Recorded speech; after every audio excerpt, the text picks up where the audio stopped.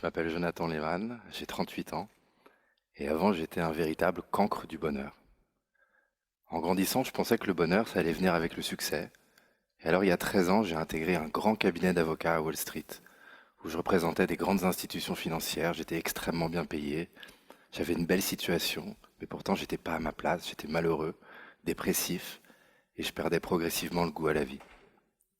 Il y a 7 ans, j'ai décidé de tout arrêter, de laisser ma carrière d'avocat derrière moi et de me lancer dans une grande recherche sur le bonheur.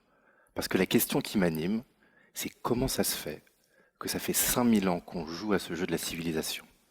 Qu'en 5000 ans, on a appris à envoyer des êtres humains dans l'espace, on a appris à reproduire des animaux par le clonage, on a appris à créer des machines qui pensent, mais pourtant, on n'a fait absolument aucun progrès sur le bonheur. À en juger le nombre de dépressions, le nombre de suicides, le spleen ambiant, on aurait même régressé sur le bonheur. Et ce que j'ai découvert pendant cette exploration, cette recherche sur la science du bonheur, c'est que le bonheur, il n'est pas à l'extérieur, il est à l'intérieur, et que l'ennemi numéro un du bonheur, c'est un phénomène qu'on peut appeler la tyrannie du mental.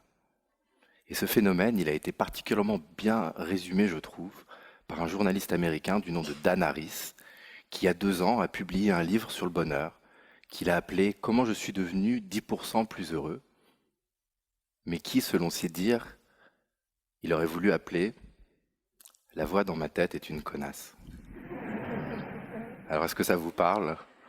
Et je suis désolé du terme, mais moi, c'est un terme qui m'a parlé véritablement, parce que effectivement, on a tous dans la tête un petit dictateur, un tyran, une connasse, qui nous crée des problèmes, qui nous dit que ça va pas.